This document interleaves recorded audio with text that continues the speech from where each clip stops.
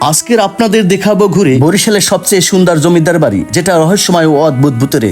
আর এই জমিদার বাড়িটি বরিশালের ইতিহাস ঐতিহ্যের সাথে জড়িত। Hello viewers, this is me Firoz, let's get started. So আজকে জানানোর চেষ্টা করব এর ইতিহাস ও কি কি দেখতে পাবেন এখানে এসে এবং কিভাবে আসবেন। এই জায়গাটার নাম জালকাঠি জমিদার বাড়ি কীর্তিপাশা। প্রতিষ্ঠিত হয় প্রায় 100 বছর পূর্বে, লোকের মুখে শোনা যায়। বর্তমানে জমিদার বাড়ির একটি অংশে রয়েছে প্রসন্ন কুমার মাধ্যমিক বিদ্যালয়। মূল জমিদার বাড়ি ও দুর্গা মন্দির লতাপাতা জঙ্গলে জরাজীর্ণ হয়ে রয়। এদের ইতিহাস জানলে চমকে উঠি যথাতথা। স্ত্রী সতীদাহ ছিল প্রথা, যেটা বড়ই অমানবিক কথা। জমিদার আমলে স্বামী মারা যাওয়ার পরে স্ত্রী স্বইচ্ছায় জীবিত অবস্থায় চিতায় আহরণ করে। ইতিহাসের এমন নানা ঘটনা ও উপকথার সাক্ষী এই বাড়ি দেখতে আসেন ভ্রমণ পিপাসুরা। কিন্তু বাড়ির জীর্ণদশা দেখে হতাশ হয়ে যায় তাদের জুয়ান বৃদ্ধ বুড়া।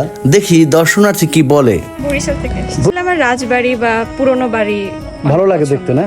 বিক্রমপুর জমিদারের বংশধরে কিছু অংশ প্রায় 19 শতকের শেষ সময় এই বাড়িটি প্রতিষ্ঠিত করায় 19 শতকের প্রথম দিকে বিক্রমপুর জমিদার বংশের রাজা রামসেন গুপ্ত গ্রামে আসেন। এই কীর্তিপাশা এখানে তার 2 ছেলের জন্য 2টি বাড়ি করেন নির্মাণ। ছোট ছেলের বাড়ি অনেক আগেই ধ্বংস হয়েছে, নেই তার প্রমাণ। আর বড় ছেলের বাড়ি কিছু অংশ রয়েছে যা চলমান। এই বিল্ডিং এর দোতলায় দেখুন, বাড়িটির অন্য বিল্ডিং এ দোতলায় বৃষ্টি পড়ে যাওয়ার উপক্রম হারায়। শুধু অন্ধকার আর অন্ধকার, যাওয়ার নেই কোনো উপায়। দেখাতে পারবো না ক্যামেরায়, তাই ক্ষমা সুন্দর দৃষ্টিতে দেখুন আমায়। জালকাঠি সদর উপজেলায় অবস্থিত কীর্তিপাশা ইউনিয়ন, যা প্রাচীনতম জনপদের একটি নিদর্শন। কালের সাক্ষী এই পুরো কীর্তিটি বিলীনের পথে। এখন প্রয়োজনীয় সংস্কার, সংরক্ষণ ও রক্ষণাবেক্ষণ করলে বাড়িটি হতে পারে দেশের অন্যতম একটি কেন্দ্র পর্যটন। জালকাঠি থেকে অটো বা মোটর বাইক অথবা অন্য যে কোনো বা যানবাহন করে কীর্তিপাশা যাওয়া যায়। জালকাঠি থেকে 4-5 কিলো 10-20 মিনিটে অটোরিকশা করে কীর্তিপাশা বাজার পৌঁছানোর উপায়। এই ধরনের ভিডিও ভালো লাগলে অবশ্যই আপনার ফিরোজ সর্দার প্রোফাইল ফলো করে রাখবেন এবং